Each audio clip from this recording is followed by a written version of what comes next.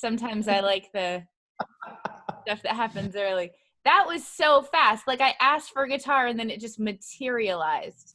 Yeah, we don't mess around here at the Storyhouse. So I've got guitars everywhere. You In want to your see them? kitchen. Yeah. Well, my kitchen is kind of here. I'll show you my studio. It's the screen's awful dark for some reason. So this is like when you walk in. Here, I'll show you. So when you walk, this is the front door, right? So this is the Storyhouse. It's behind my house. You walk in. Try not to fall over. And then like the kitchen is against the back wall. And then the studio equipment is all here. My daughter's up there doing her homework. Are you up there? Hi. This is my friend Sarah. That's Lulu. Hi, Lulu. And then like all the writing stuff is right here, like with the guitars. I love this. This is kind of like Cribs if people used to watch MTV back when MTV was a thing. Yeah, here's my ring light. MTV? Oh yeah, right? You've got dual ring lights. Yeah, from Amazon, because when the pandemic hit, we were doing like these live Facebook, Instagram things, just devotional times, you know, but we wanted to go live on Instagram and Facebook at the same time. And so had to get 2 ring lights. I feel like an influencer. You're such an influencer. You're such an influencer. Hey, it's good to see you. How are you? I'm well, thank you. I'm in my closet, which used to not look like this. It used to be like a disaster. In fact, I hired this gal who organizes, kind of like, you know how everyone's watching the home edit? Yes. You probably know those gals. They probably live in your neighborhood. I know who you're talking about for sure. I think my wife probably does know them. Yeah. And so anyways, I was like in clothes, just saturated in clothes because I haven't been to the station since March. And I couldn't take it anymore because you as a creative know you need to have a space that doesn't feel chaotic. It's true. I was going to say, it doesn't look like a closet at all. It looks very well organized. My daughter made this for this interview. My daughter made this for you. Hold on. I got to take a picture of you holding that. That is amazing. Hold on. Okay. Big smile. That's amazing. Hey, Lulu, will you get the dog? Our dog wants to come in and say hi. So this is your reorganized closet. Yeah, and it's like I met this lady and she came in because she's great at organizing. And then instantly when I met her, I was like, oh, I want to be her friend. And it's not good to like start friendship on come see one of the worst sides of me, which is I'm a mess. So I was very conflicted. I was like, do I just abandon the work project and become her friend, or do I really let her in? And I really let her in. I let her in. Well, that's what they say. If people see you at your worst and they still stick around, those are the people that you want to be around. So, and I guarantee you, your closet was no messier than mine currently is. I've seen yours on Instagram. You put it on there. Speaking of, by the way, we've been recording since the beginning. There's no official beginning to this, so this is the interview. All of this is going out to the masses. That's what I like. Speaking of people seeing you at your worst, one of my favorite parts of your romantic story with your wife, Emily, is, and I'm going to make you tell it, you got injured and you had just started dating her. And instead of impressing her, she's now seeing you in a hospital gown. Go. Well, I mean, let's just be honest. If you've ever had the great fortune of being forced to wear a hospital gown, you know that nobody looks their best in a hospital gown. And so I had this injury and we had just started dating and I wound up in intensive care. And can you get the dog, please? Sorry, we are a total mess here. But so I wind up in the hospital and we had just started dating and she would come and visit. And all I kept thinking was like, I look horrible, right? But I'm on all this medication and it was just a total mess. And so she would go to work and my mom would stay with me. And I remember I would have my mom watch the door and I would try to like shave while she was gone so that I could look presentable by the time that she got back. So it was just one of those times where, I mean, I'm going to go to somewhere quiet here, by the way. This is my vocal booth. So you're getting the full tour here. I love it. This way my dog won't bother us. But yeah, so this was the beginning of our relationship. And I was like, okay, if she sees me in a hospital gown with, looking rough with all these IVs in me, and just, I had this horrible injury to my arm. It was just a bad time. And yet she stuck around. In fact, she told me years later that she had a moment one night where she stayed outside my hospital room, and she just sat there and she cried, and she thought, if Matthew's not able to play the guitar anymore because of this injury was so severe, his dream may not come true. And she said she literally thought to herself, people whose dreams don't come true can be pretty unhappy people for a while. And she thought, this is my chance. If I want to get out of whatever this messiness could become, this is my chance. And she said, you know what?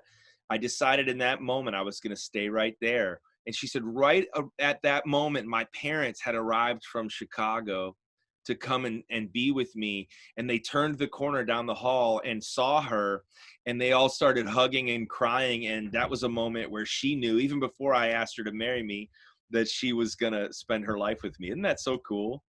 Yeah, she had like an escape hatch and she decided not to take it. Yeah. I'm so glad that she didn't. In fact, for 17 years, she hasn't taken the escape hatch. So I'm very thankful for that. That's great. Wow. Yeah, I love that story. Speaking of stories, you're the best storyteller in our industry, and you do it through music, and now you've decided to do it through a podcast. Oh, did you take your guitar with you? I'm going to make you go back and get it. Yeah, I'll get my guitar again. Yeah. Okay. So do I need it right now? Yeah, you need it right now because we're beginning with the intro to the podcast. Okay, hold on one second. All right, I got my guitar. Let's do this. Okay, you want to hear the theme song? Yeah, I want to hear the theme song. It's so good.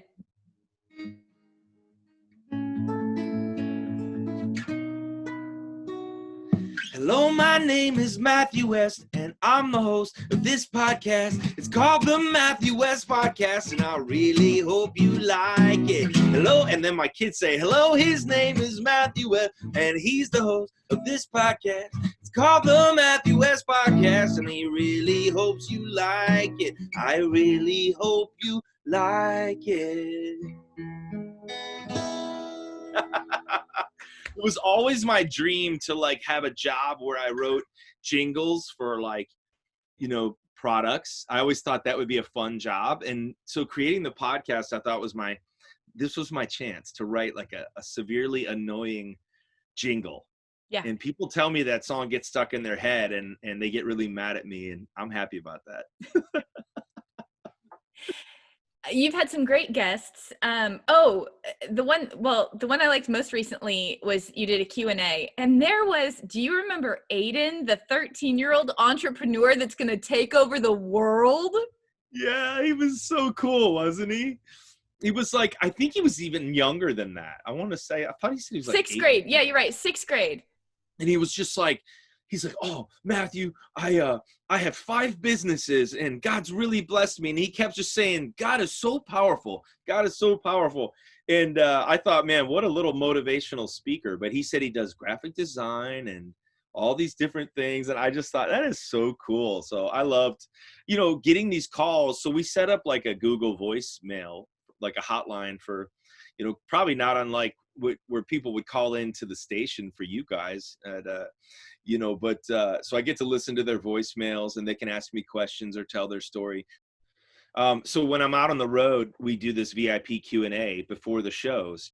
People are going through in the audience that you're about to sing for. So we thought at the end of every month, we're going to do a special episode that features people's stories, and they get to call in and tell me whatever they want to tell me. So Aiden was such a cool little kid. I think he was calling from Canada, and he's just a little entrepreneur. So I had to let him be featured on the show. You also had John Steingard on, and I found that conversation fascinating. Clearly you did too, because you turned it into 2 episodes. former lead singer of Hawk Nelson, and you know how the media takes certain quotes and then just, you know, runs away with them. And what I loved is that you talked a little bit about his, let's call it a faith journey, and you asked some really poignant questions, and man, his answers kept coming back to God, which was so interesting. I thought so too. John was here, he and I have very similar backgrounds, Sarah. We're both preachers' kids.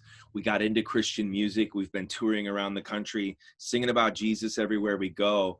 And then he drops this bombshell, and just says, announces publicly that he no longer believes in God. And, I think there's a lot of there's different paths you can take as a Christian when somebody, now says they believe something different. And, you could take maybe the easy route, and that is to just not engage and maybe casually lose touch with somebody. Or you could dig in, and if you really care about people, you want to understand the why. And really, even selfishly, I wanted to understand more of John's story because he and I have so many similarities, Sarah.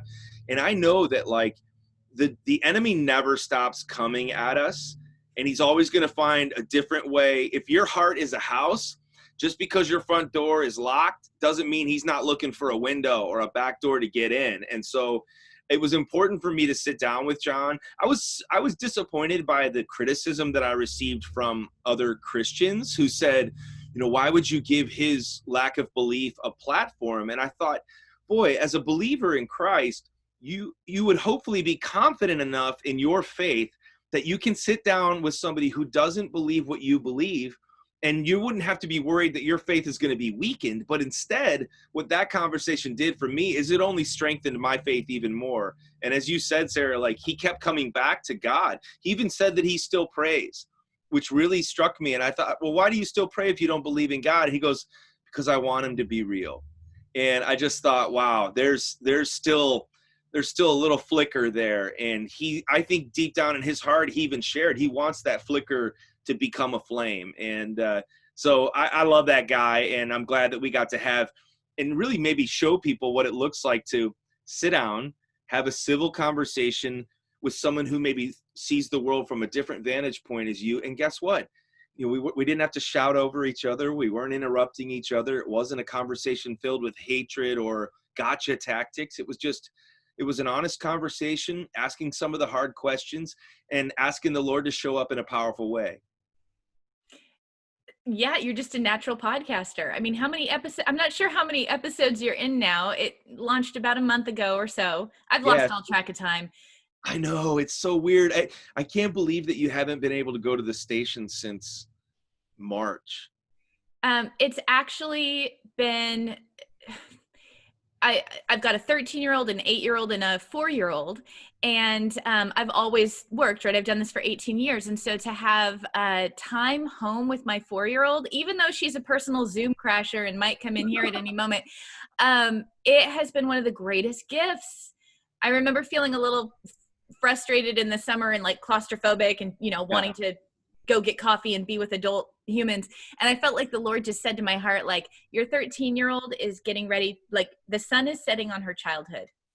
Would there have ever been a summer that would have mattered more for you to be home? Yeah. Oh man. I'm just like, oh, checkmate. You're right. Yeah. It's like, and that's been, I think I'm right on the same page as you, like in terms of what this year has meant for time with the ones I love the most, that I wouldn't have had this much time. I would have been letting my career take me all around, the country, just like your career would take you out of the home in some capacity. So I'm glad that you've been able to have that time restored with your kids. And I love it too. Like my kid's doing virtual learning, and she comes out to the studio today. She's like, hey Dad, can I work in your studio while you're doing different calls and stuff? And just, even though we're not like physically hanging right now, like I'm here, I'm home, and she knows I'm going to be home for dinner. And that's not always the case in when it comes to my life. So I'm thankful for that too. Well, and this podcasting outlet, I mean, I know you're not touring right now. And so this has been a way for you to have a new creative outlet. Can you tease a couple of episodes that are coming? Or if you have a guitar, like you can give us hints if you play one of their songs or something. Well, I have to start by saying that I have a whole new respect for people in your line of work, because to be on the radio, to constantly be engaging and encouraging people behind the microphone. It's one thing to get up on stage at night, a few nights a week, but to sit behind the microphone and not have any music to hide behind, but just to engage in these conversations with people. I've actually been like, I don't ever do anything halfway. So even with the interviews, Sarah, like I'm doing all this research on people, and it's been a lot of fun to kind of step into this and almost be on the other side of the microphone, you know? So today I just released an episode with a guy named Emmanuel Acho. And are you familiar with his videos that he's Yep. been releasing? Yep. They're called Uncomfortable Conversations with the Black Man. And I told him, I said, even that title makes people uncomfortable.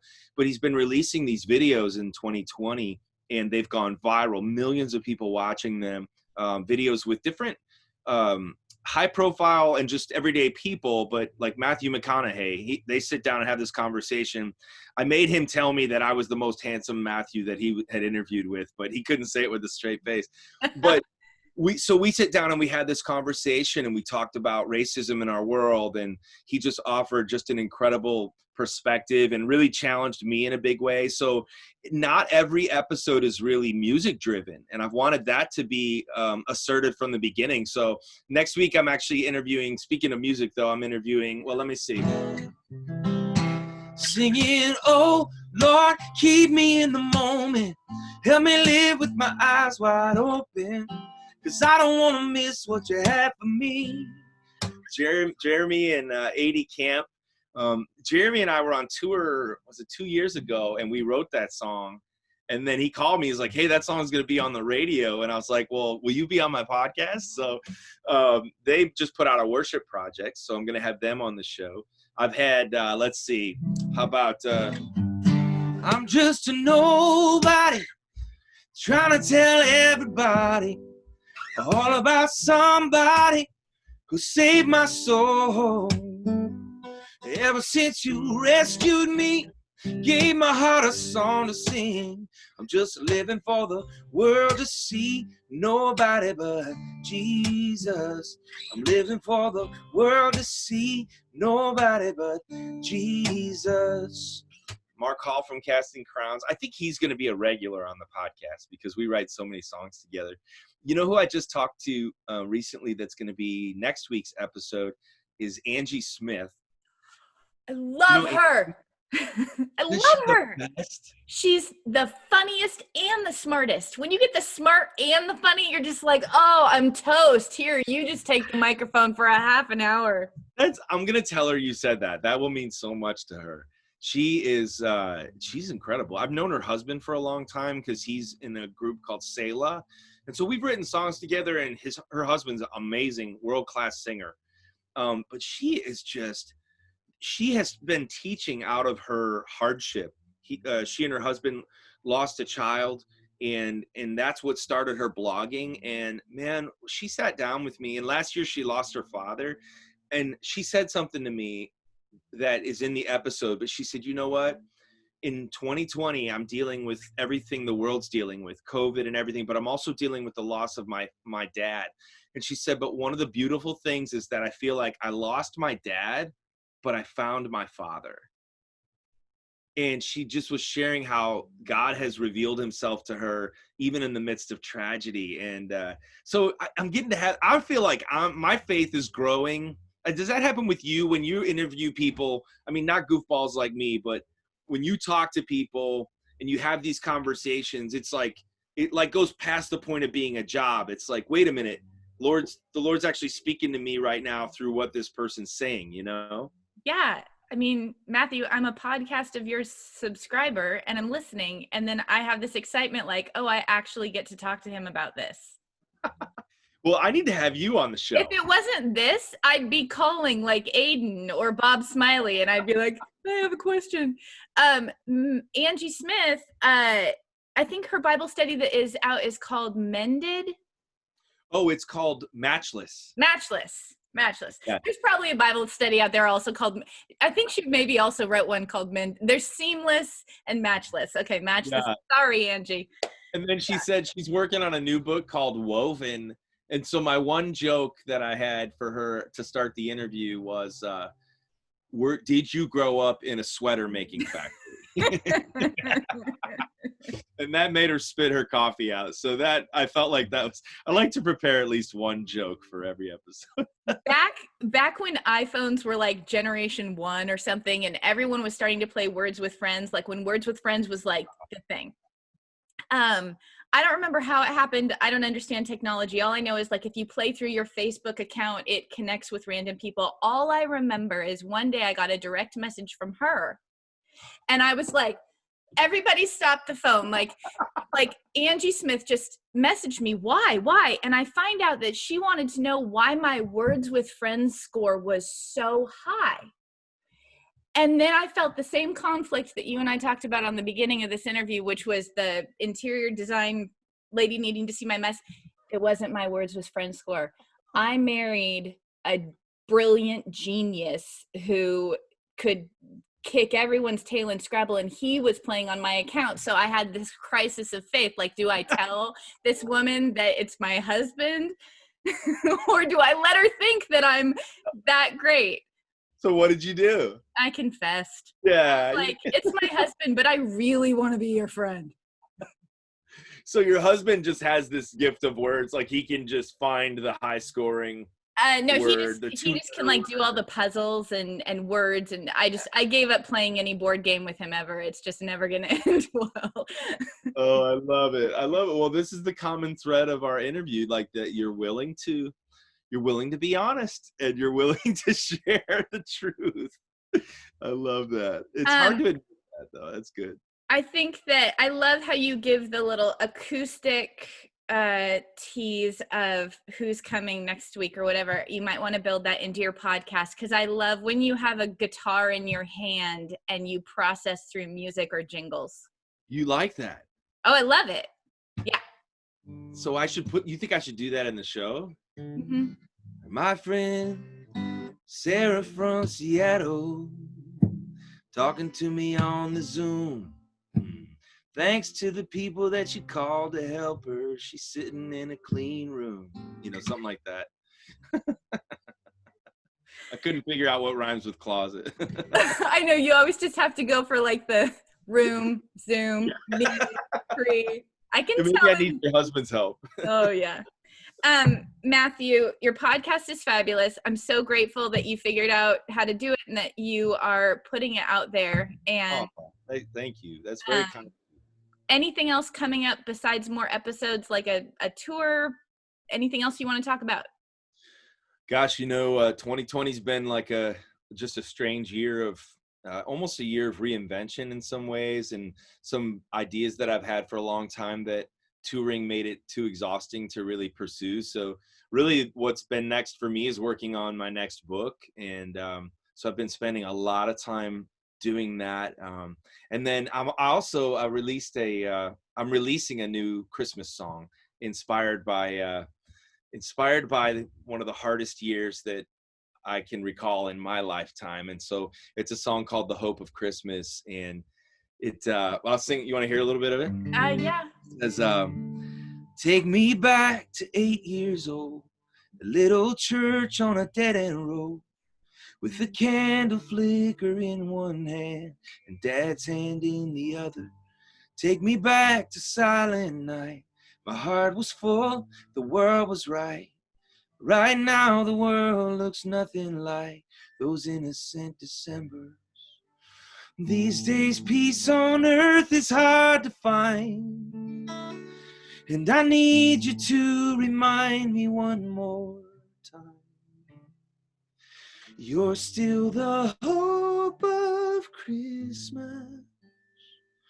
You're still the light when the world looks dark.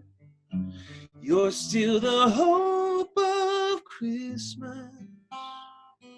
And you're still the hope of my heart. So it's just kind of like, I don't know, gives me all the feels. I wrote it one night late during our quarantine. And I was like, why am I writing a Christmas song in June? But it goes on to say, It says, I watch the snowflakes falling down like a blanket on this town. For a moment, we can hardly see the pain this year has brought us. May the sick find healing's touch. May hatred's fight be won with love. And may every heart make room for you, the one who came to save us.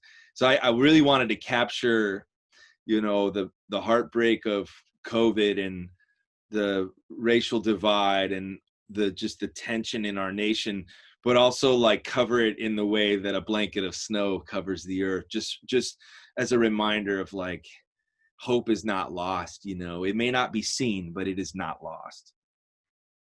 Well, that's just a beautiful way to end this. Now I'm getting all like, I'm ready for Christmas. Are you ready you strike me as a pro-Christmas, you're pro-Christmas. That's my guess. I think I put on a pretty good facade because in all other years, I've never seen a Hallmark movie. They make me want to, I know, I just can't. And I'm all for each season having its own time. I think I'm a lot more cynical than you give me credit for. Really? Oh yeah. But this year, all of a sudden I'm like, This is the year your heart will grow 2 sizes. You gotta sit down and watch. Let's see, the Hallmark Channel has movies like, it's like The 7 Cats of Christmas, or like the strange, like they have found a way to put Christmas in. So one of the things I do on social media every year is I announce a brand new Christmas album that's not real. But then what I do is I just take my real songs and then add the words at Christmas. So I do, you're the God who stays at Christmas. And you just keep me in the moment at Christmas. Can you do a truth be told at Christmas and then just have people just saying stuff that's going to cause problems at the dinner table? Yeah, truth be told, this year's been a dumpster fire. How about that? At Christmas. If you add at Christmas to the end of it, it makes everything okay. It's like, truth be told, I'm glad my family couldn't be here to drive me nuts over the dinner table at Christmas. Right? I don't have to listen to Aunt Deb's political views at Christmas. Let's write a song. We need a song. Aunt Deb needs a song. Aunt Deb needs her own song. I'll work on that. Oh, Matthew. Okay, I think I was supposed to keep this to less than a half an hour. So I appreciate your time. This was long overdue. I miss seeing you, and I miss coming to Seattle. And you guys, I know you guys just do such a great job, and I'm so thankful the way you guys have supported me over the years. Been very kind. Well, now everyone connect with you weekly. They can hit that subscribe button and swipe up and Insta tag it. And will you make an appearance on my podcast one time? How about this? Because I don't think that would attract quite the following that we might. I think it'd be fun. So you could do a Q&A episode with me. Okay, I'll do a question. A question. No. I'm saying like you and I, we do it and like we take listeners' calls and stuff. Do like what we just did on my show. That'd be fun, huh? I'm here for it. Okay. All right. Sounds like a plan. All right. Thank you for everything, and take care. Hey, thank you. Thanks for having me today, and I look forward to seeing you again soon.